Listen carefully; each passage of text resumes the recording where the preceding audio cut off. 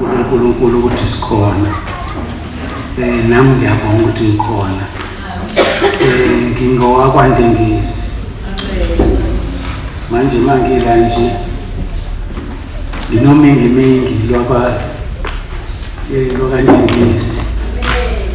Nginaso isilokozane sakhona sakwaNdengisi.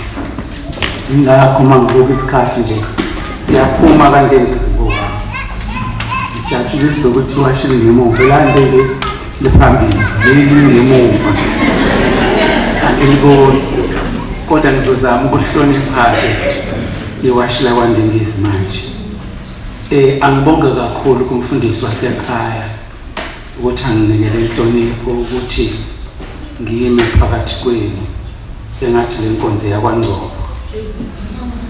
Kodwa-ke ngithe mangibona abavangeli bengena begqoke kahle abavangeli ngase ngigcwala amanzi emadolweni kwathi angithi hayi ngicela ukuyihosha imfe. Ngase ngibuye ngiyakhumbula konje ukuthi kuthiwa ngesizulu kuhlonishwana kabili, meaning to say uma ufuna ukuhlonishwa qala wena uhloniphe. Uma umfundisi esethe uyangicela nami sengicela owami manje sengiyayibulala iprinciple yokuhlonishwa kabili. Ukuthi abavangeli ngiyabathanda babanaleya nto ukuthi ufundisa ngathi liyaduma izulu manje ngiyakuthanda ukuduma kwezulu nami manje ngakho nginalesi isilonda sokuthi ngathi ngaba yibo kodwa-ke hhayi kuhlonishwana kabili. Siyabonga kakhulu ngendlela emangalisayo. Hhayi asingasichithi isikhathi asingene eklasini lesifundo sanamhlanje. Ngifisa ukuthi sifunde incwadi kaMpostoli uPawulu ebhalele uTimotheyu incwadi yakhe yokuqala. Sifunde isahluko sesithathu. Sifunde uvesi 14 no 15. Abese umunye sifundela laphana encwadini kaMpostoli uPeter. Isahluko incwadi yesibili kaMpostoli uPeter, second epistle of Saint Peter, chapter 3. Yes, nakhona chapter 3 sifunde verse 9 sehle njalo ngoholoko siyofika phansi laphayana ku verse 12. Ngiyazi ikhona nemiqhele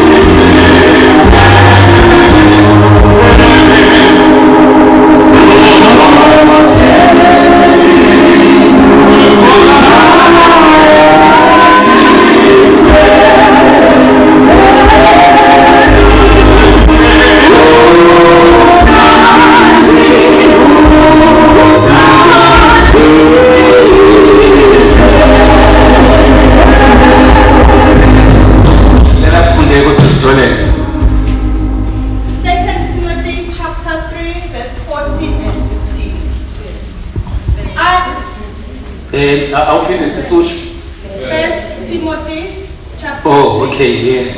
Verse 14 and 15. Yes. I am writing these things to you now, even though I hope to be with you soon, so that if I am delayed, you will know how people must conduct themselves in the household of God, living God, which is the pillar and foundation of the truth. Thank you. Lokhu ngikulobela khona ngithemba ukuza kuwe masinyane kepha uma ngilibala khona uyakwazi ukuthi kumele ukuba abantu bahambe kanjani endlini kaNkulunkulu eyibandla likaNkulunkulu ophilayo insika lesisekelo seqiniso. 2 Peter chapter 3 verses 9 to 12. Inkosi ayilibali ngesithembiso sayo njengalokhu abanye bathi kungukulibala, kepha iyanibekezelela, ingathandi ukuba kubhubhe namunye, kodwa ukuba bonke beze ekuphendukeni. Kepha usuku lwenkosi luyakufika njengesela, mhla amazulu eyakudlula ngokuhlokoma, kuyakusha konke kubhidlike, nomhlaba nemisebenzi yawo kuyakusha. Njengokuba konke kuyakubhidlika kanjalo, kumele ukuba nibe ngabantu abanjani ekuhambeni okungcwele nasekumesabeni uNkulunkulu, nibheka nilangazelela ukufika kosuku lukaNkulunkulu. Ayakubhidlika ngalo amazulu, ashe konke kushe, kunyibilike na. Amen. Asicela umfundisi ucele asithandazele. Baba wethu othandekayo siyabonga kakhulu ukufundwa kwezwi lakho. uNkulunkulu namandla wonke liphilile Nkosi. Bathandekayo ngifuna ukuthi sishadise lezi ncwadi zombili. Sizishadise kanye nencwadi yomprofeti Amos. Amos chapter 4 verse 12. Noma singayifundanga leyona kodwa asiyishadise nalezi. Lapho ethi uAmos kwaba Israel, prepare to meet your God. Kusho njalo zilungiselele kuhlangana noNkulunkulu wethu. Abesethi ke umpostoli Paul la eyala uTimotheo athi I may be late ukufika lapha. Just in case I delay, usho bantwini ngibhala lezinto ukuthi ubazisa abantu ukuthi kuziphathwa kanjani endlini kaNkulunkulu eyibandla nomzimba wakho, the household of God. How people ought to conduct themselves, ukuthi baziphatha kanjani. Usho ukuthi ngoba sebesendlini kaNkulunkulu khona indlela ethile elungela indlela kaNkulunkulu ukuthi baziphathe ngayo.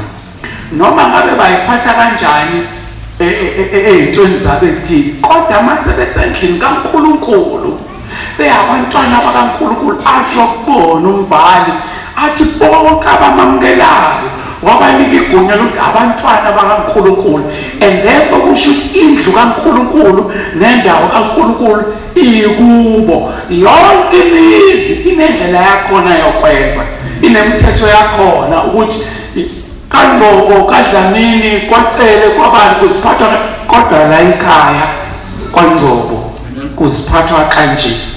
Akusho ukurong lokho okwabanye abantu ukuthi akona kaNgcobo kuziphathwa kanje. Nakhona ke la mayisesemzini kaNkulunkulu endlini yakhe kuziphathwa ngendlela ehlukile kunoba South Africa. Ngoba khona indlela yaseSouth Africa elungile nefanelekile, kodwa thina balendlo sibekelwe ukuthi sifundiswe ukuthi how we ought to conduct themselves endlini kaNkulunkulu. Ngamanye amazwi kuziphathwa noma kanjani. Noma umthetho waseSouth Africa unenkululeko selokosha u1994 kwabakhona inkululeko ukuthi abantu baziphathe ngendlela abayithandayo, baphathwa uchapter 2 weConstitution, Bill of Rights, ukuthi umuntu unelungelo lalokhu, unelungelo lomzimba wakhe, kodwa endlini kaNkulunkulu hamba batshela ukuthi kuziphathwa kanjani. abawathathe la malungelo abo bawafake ephaketheni mase besendlini kaNkulunkulu bayiphathe njengalokhu kukaNkulunkulu la.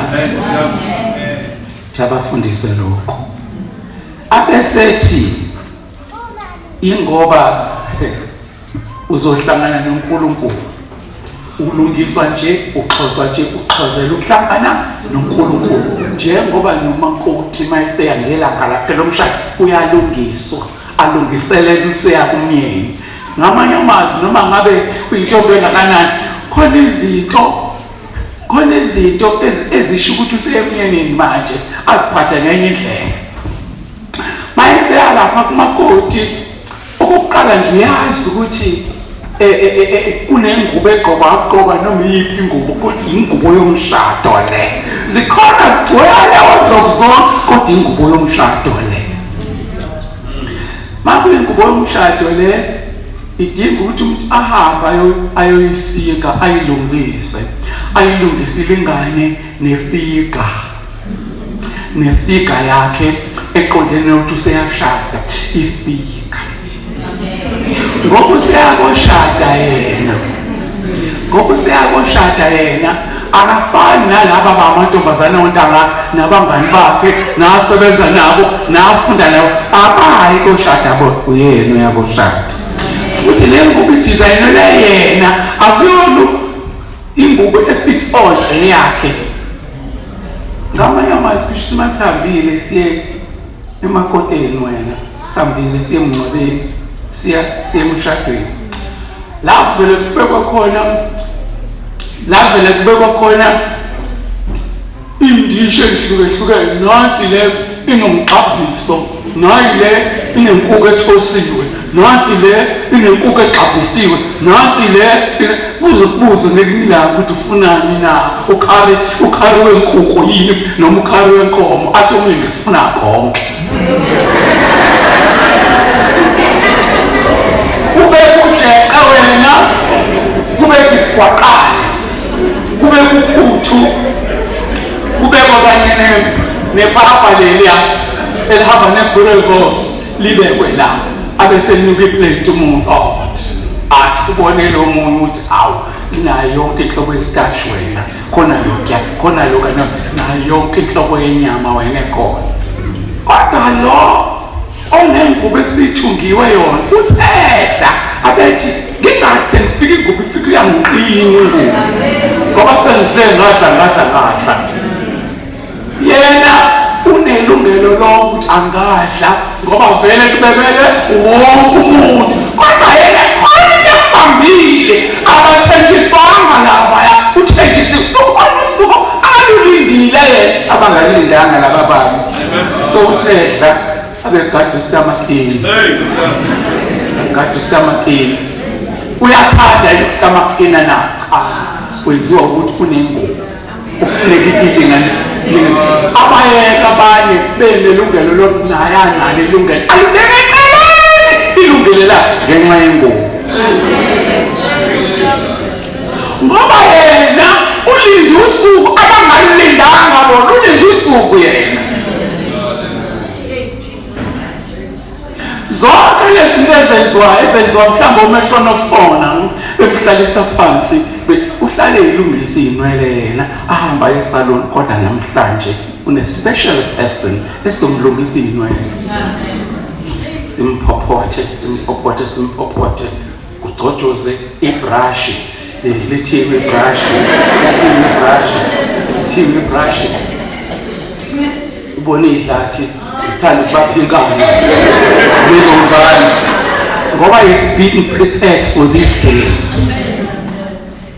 Uyabayeka abantu bayithobela uvaselina kodwa yena alelanga futhi akazenzi yena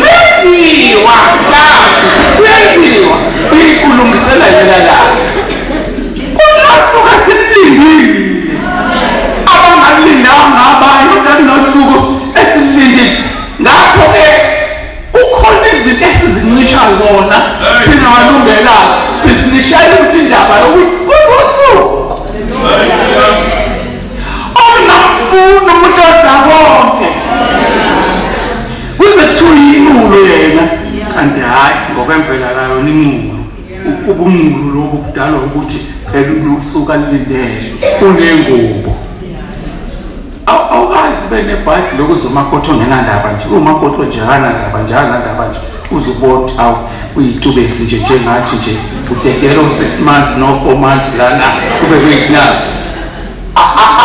kanti lo zonke insuku uhlala uma ingubo ingekho lapha la yenziwa khona unosize wengubo yakhe la ekhaya ale elinganisa ngayo ulinganisa ngayo uma ingilingana le iyomlingana nale yaya kodwa ngenandaba nje uze kuthiwa ngosuku lokuthi kuthiwa sakuthi ayiqhume ingubo kamakoti sakuthi ayiqhume ngesimanga sokuthi nje yena hayi uyabelela nje asindile usuku asidli konke kudliwa siyazinisha amalungelo sinawo athi mhlawumbe ikhona ingubo nengubo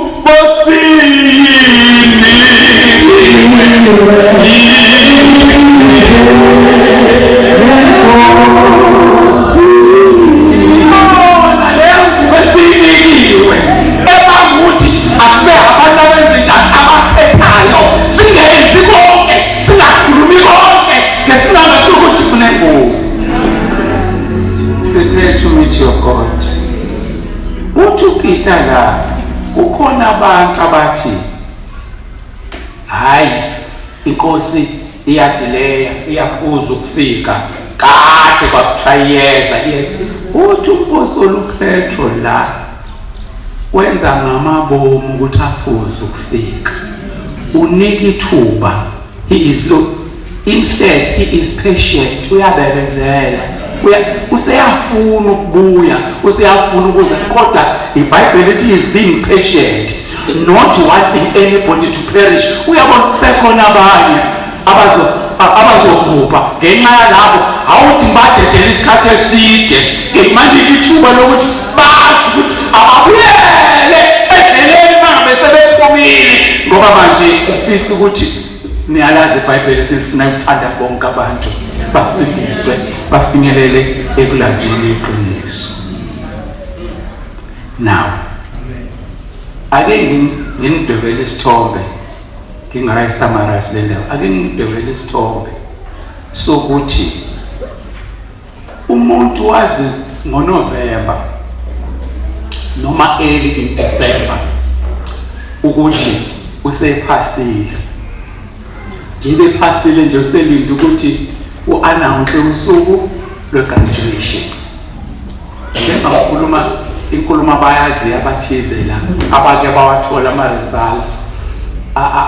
ama-results aqhamuka late in November noma early before mid-December lokuthi uphasile. Into ayicabangayo ukuthi nje uselinde ukuthi ngigraduate nini ngoba kusho vele already sengigraduate kodwa ngikakaniki certificate kodwa lona sengiyilona. Indlela engibuka ngathi anizwe lento ngiyakuyona. Now ngenxa yalokho i-assignment yakhe yokuqala ukuthi enze ukuthi isitolo esidayisa amagawuni silapho la sikhona adecide ukuthi ngizoyitsheleka noma ngizoyithenga yini na. Bonke laba abangezograduate abanandaba negawuni abanandaba negawuni yena unegawuni nje ngoba vele usezokwenza njani na useyokuyigqoka lapha ya umbone ethenga lembalabala uyabona imbala yechivovo le ukuthi uma uyograduate uthi wala etalini ubheke emuva okunye uhambe la entanini abanye bathanda ukuthi uhambe la unqamule la emahlombe abheke kona abheke ukuthi uyimalini ayikhathaze la bayadla abantu ngoKhisimusi bathenga loka naloka yena ucabanga ukuthi imali yegama ngoba uzograduate ayena phela azacabange nanokuthi ngihambe ngiyosika ingubo entsha yini ingubo entsha must be in line with the color of the gown ezovela kahle ma igawuni ihamba la angithi izovela le ngubo enzele ivele kahle abese ngena yedwa ekamelweni ngabona umuntu ayivalele ekamelweni athi meyivalele ekamereni umbone ethi angafuni ukuzoma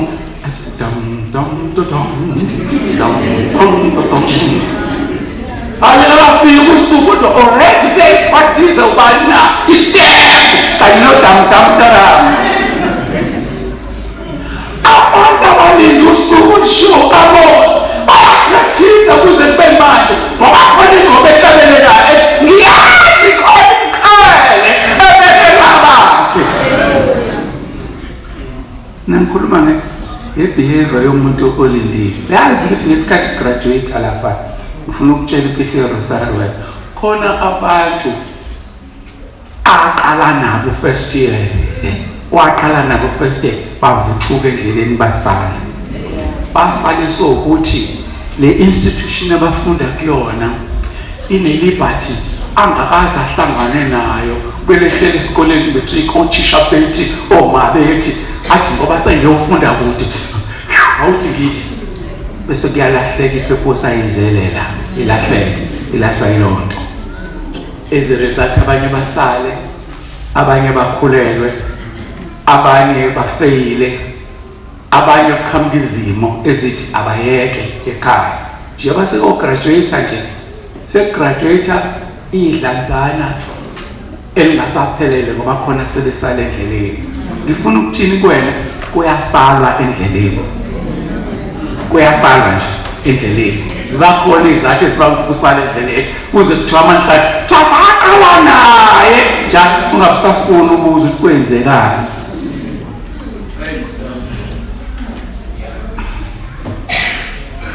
now ngifuna ukuthi ngithi khona la endlini sonke sisendlini kaNkulunkulu futhi sonke silindile kodwa thina sonke esiyoficwa leli langa so yenzela ukuthi ongeyoficwa leli langa azisene chance ukuthi angathintitha indlela zakhe angene emgqeni ngaleso sikhathi. Now li-analyze iy'nhlobo zabazalwane abathize esinabo enkonzweni khona sithi silindele nje siyinhlobo ngey'nhlobo zabantu. Abanye bayosala endleleni basale bekhona la endlini ngamanye amazwi bekhona ebuKristwini basale bekhona ebuKristwini baze bakhale ukuthi hawu ngangcono ukuthi ngavele ngaziqomela nje ngazijolela ngaziphuzela nje ngazenza njani esekhaya ngesimanga sokuthi ubethu ubambe isifoxiya wangasibambisisa wakhululeka. Uney'nhlobo zabazalwane esinabo la esilinde nabo usuku oluzayo silinde sinabo bakhona la endlini noma leyo bafica kodwa sesiyikhulumela le ndaba ngoba phela kuthiwa simifundise ukuthi kuziphathwa kanjani endlini kaNkulunkulu engcwele eyibandla intshumayelo lezi ezishiwo abantu amakota lawa esingena preparatory means izinto zokusilungisa ziyasixhoza senzele ukuthi singene lizelithi iBhayibheli wendawo esampulweni abanye laba abambethe ingubo ezimhlophe ngamanye amazwi sishumayele thina siyajika sijika ingubo emhlophe siyisusa amakhashazi ingubo emhlophe khona uthi uma ungena kuyona ungene kufanelekile. Hlobo lwabantu abasenkonzweni engibabiza ngokuthi yingane zala nkonzo ngeTestament elidala uma ungasuyi-analyze le nto uzothi patriarchal Christians abantu abazalelwa la abazali bazalwe ngale ndlela eshiwo iBhayibheli ethi zalwa kabusha bazelwe into endala bazalwe la uthi uyakhuluma nabo but hey ungasitsheli ukuthi uyafika yona le nkonzweni. Uyamazi bakumakhaza wena uyamazi bakushaphe wena uyamazi bakudlamini uyamazi bakumthele hayi ungasitsheli lutho.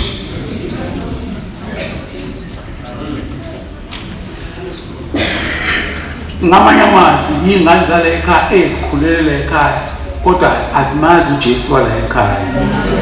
Zazi abantu ababesetshenziswa uNkulunkulu ukuze babe naso nje bona bazalelwa la. Athi obabam bazalelwa kule nkonzo omkhulu wami azakhomba nesihlalo ukuthi ngiyazi le ndlu ngazi sisakhonzela esikoleni mina, ngazi sisakhonzela etendeni mina, ngazi kusathiwa isitini siwu-5 rand. Wathi ngakukhombisa nesitulo esatheba ugogo la enkonzweni, kodwa kamazi uNkulunkulu kagogo wathenga lesi situlo. Yindaba na wazalelwa la ekhaya.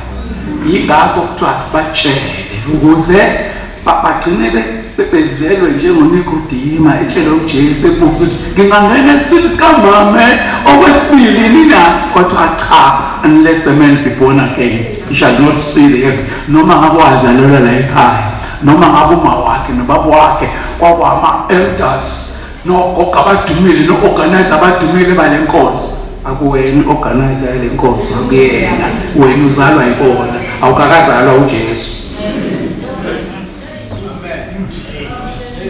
Angidluleke kulapho. Bese kubakhona abazalwane abalenga ngentambo kaKhotini.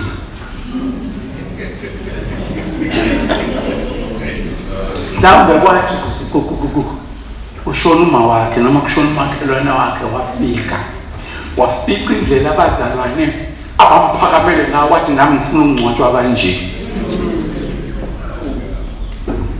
Wathi nje mangase ngishiye le nkonzo, I'm missing an opportunity ngingcwatshwe kanje. Bazele ukuzongcwatshwa. Ngibalinganisa hayi nxese nene ningangazi, ngiyafundisa ngishumayela. Ngilindele ukuthi bekhona ababhodi banjengalaba bazalwane baseBhayibhelini. Khona abazalwane baseBhayibhelini abagcwala abezolalela uJesu, bezolalela uJesu. Kwathiwa hayi bagoduse, balambile bagoduse. Wathi uJesu banikeni nina. Kwathiwa ninani na? Hayi sineyinhlanzana ey'ngaki na? Ezimbili nezinkwa, sinezinkwa ey'nhlanu. Kwazibusisa uJesu badla, base beyabodla khona uJesu kuyadliwa.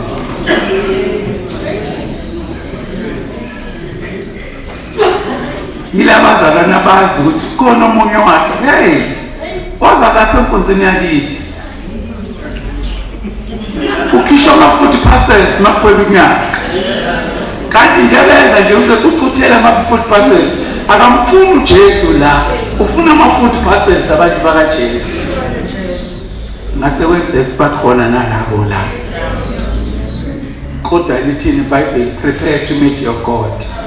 Noma ngabakhona ama-40 parcels noma wena uyabuzwa kuthiwa hawu awuseze enkonzweni kwenze njani na? Angithi nathi nginikana nodwa noma nginika mina.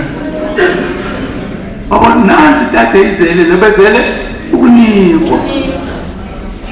Njebe ngasanikwa nje hayi ngiyalibhara xa lesonto ayisuka ngoba nakho uyile nhlobo ya bread and fish Christian.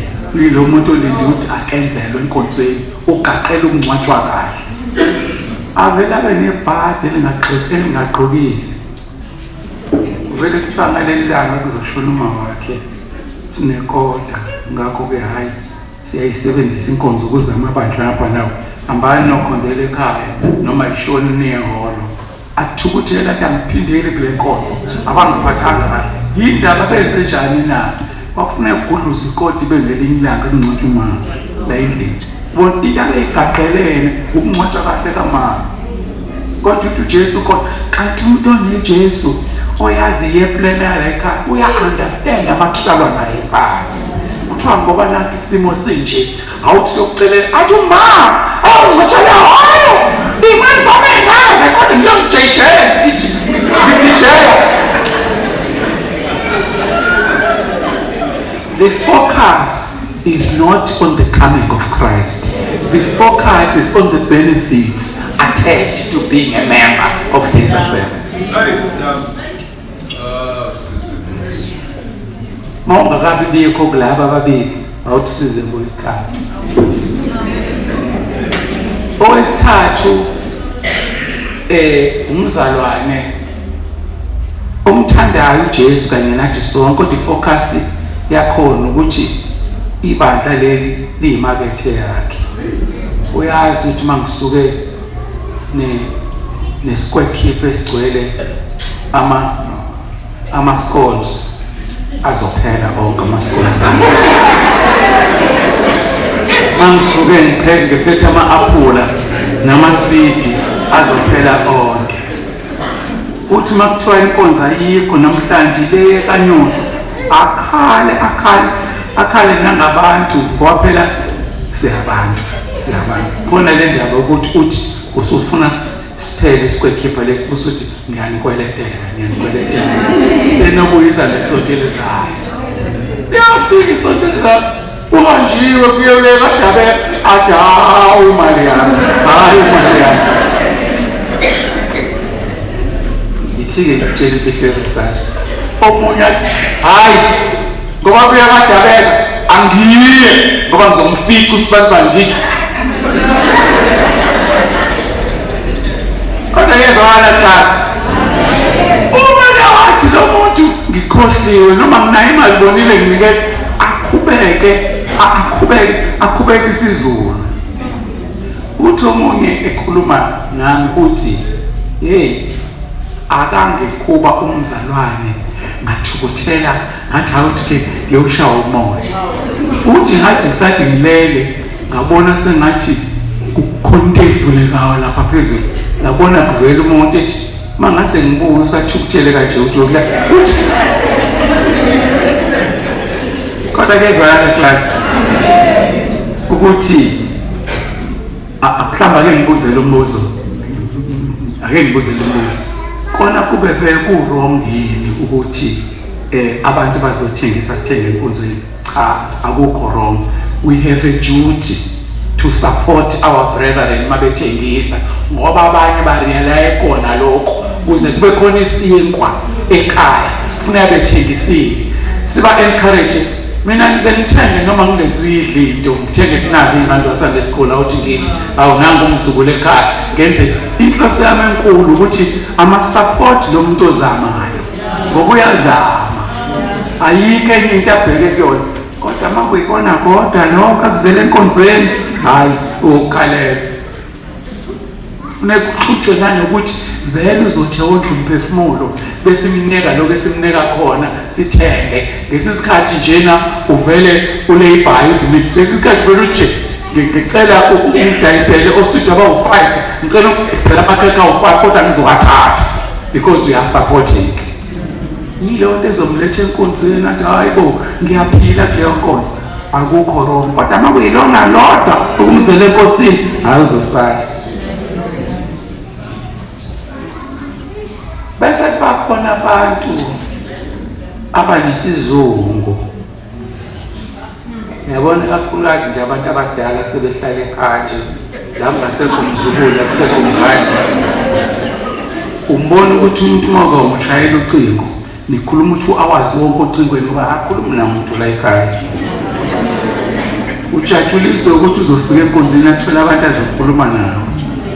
Abanye abantu xakeke ukuthi bajahe ukuthi inkonzo iphume ngo-1 athi meshaye 1 bahlale bezokushaya u3 nje bexoxa sebethola ithuba lokubona abantu khona la enkonzweni.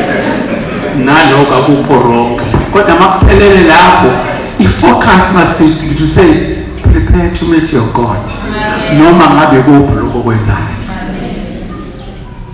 Bese bakhona abantu abaze enkonzweni behlabelele ingoma bathi sisebusweni bakho Nkosi yethu sifuna umusa wakho ngomthandazo wethu.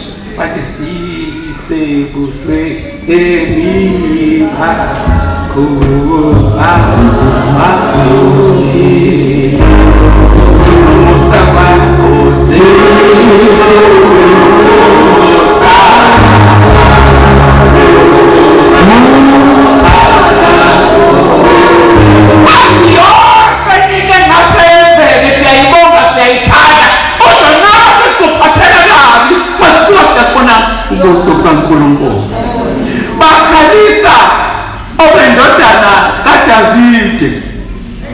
salon ngikhona eceleni likababa kodwa ungaboni ubuso bukababa ngiseceleni manje ngifuna ukubona ubuso bukababa khona abantu abanjalo uzwe kuthiwa ugoduka ekhaya ulimele emoyeni ugcwele umthandazo kaNkosi yini lento ebenzeke enkonzweni besithi siyofuna wena kwathi ngoba unesilobozane la kuyena ngoba into ayifunayo ufuna ukuthi nje kube khona into eyenzekayo kube imithombo yamanzi okuphila egogozayo la ngaphakathi kwakhe ngoba ulindile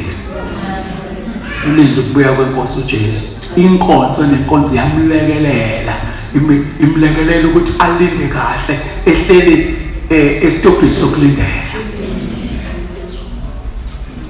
khona umfundisi wayeseClermont owase Eastern Cape uthi shumayela ngelinye ilanga uthi ngagijima nesuitcase lami ngisuka eClermont ngigoduka ngiye ekhaya uthi ngama esitobhini ngesikhathi kufanele ngabe a few minutes lingafanele ngabe lizofika ibhasi uthi ngahlala alangaqhamuka ibhasi uthi ngashiya isuitcase lami lapha ngase ngiyongena ehlokozini ehlokozini isikhoshana yes nje isinehlahlana nje ezingashongo ukuthele ngenzelela abangalazi ihlokozi bayisehlokozini la uthi ngifike ehlokozini ngifele ngithi ngisathi la ngiphakathi nendawo iqhamuka ibhasi angisakwazi manje ukuthi ngoba ngathi basiyani ngizozithela yonke le ndawo uthi ngithi wow sihambe ibhasi meaning to say vele impahla zokuhamba imithwalo ila vele nawo wadetecta yilesi simo esimvelile khona ama-detectors akhona enkonzweni abambele ukuthi usenkonzweni ulindile akuphazamise endleleni akuphazamise ulibale yiwona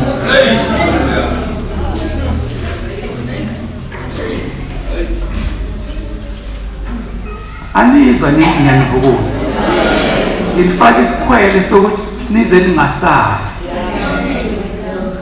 now listen makebuye uJesu ile ncwadi esiyifundile ithi yobuya kungalindelanga muntu afike uJesu kade wasindiswa wakhonza wahlala enkonzweni ngaso sonke lesikhathi wena qhamuke elder nje likhuluma ukuthanda kwayo qhamuke umzalwane uthile akhuluma ukuthanda kwayo ungakhothi ukuthele uzufise sengathi angaphuma la ashayiswe imoto vela fika uJesu senaleyo nhliziyo engane usale njengomuntu ongakazi asindiswa usale njengomuntu ongazange akanikelele lutho ngisho neyishumi nanhlanu ukhalele imali omunye wavele wakhala makuthiwa hayi siyakunquma apha wathi ngicela imali yami okhalela imali yakho okhalela uzithula kwakho get ready to meet your God zonke ezinye izinto zi-important but the most important things why are you here mhlawumbe nje uJesu engabulile nje sibandezelo wena ngokuthi ufuna bonke abantu uyuza uJesu ukuthi wathi ngesikhathi ethi uyahamba kwakhona imve yodwa esalile awayishiya lezi zo-99 ngoba ekhaleni zonke azibe sekhaya nemve emnyama mhlawumbe ile mve emnyama nje esibambezele ukuthi uJesu angabuyi ulindele wena ngeshwa-ke kunako konke umuntu olindiwe usuka ngabunandi apha ukuthi ulindiwe avela nje important ngeke benze lutho ngaphandle kwami mhlawumbe that may be true but not with God uNkulunkulu akakwazi ukwenza yonke into ngaphandle kwakho ungakasindiswa nokusindisa uJesu wayekhona enza izimangaliso usaqhubeka nokwenza imangaliso noma sekukhona wena noma ungasekho wena zoqhubeka imangaliso ngoba zinile ngawe ngakho-ke ifocus yakho ayibe lapha yakho azathi umbhali mayibhalayo athi nimbhekile uJesu ongumqalisi nomphelelisi wokukholwa kwenu ngizovuselela ekuseni lithi uthi uhlabelele siye ezulwini ngenye imini siye ezulwini. It may be this afternoon, it may be tomorrow, it may be at the month end. Kodwa ayithi mayisifica isifice sisestopini ithanda ngelikhumbuzo izinto eseniyikhohlile. Niyakhumbula ukuthi zonke lezi ntombi eziyishumi ezibhalwe eBhayibhelini kuMathewu 25 they were all virgins. Baba bonke belinda umyeni, kodwa bakhona abalinda umyeni sewehlile oil balibala umnandi bakhona, kodwa bafuna ukukhanyisana na bahluleka ukukhanyisa bekhona endlini yokulindela beziphethe izibane beyiwona ama-versions, kodwa bavalelwa ngaphandle. Kwathiwa kuthina ngiqinisile ngithini kunina. Let it not be said to you ngiqinisile. Wonke umuntu akahamba uthithi isidwaba sakhe, wonke umuntu akahamba uthithi injobo zakhe, ahamba uthithi ibheshu lakhe, wonke umuntu in preparation for the coming of the Lord. Asikho nje for fun later, but we are in a waiting room, waiting for Jesus, and our focus must be on Him who is coming. La peseni kona unesimanga ewo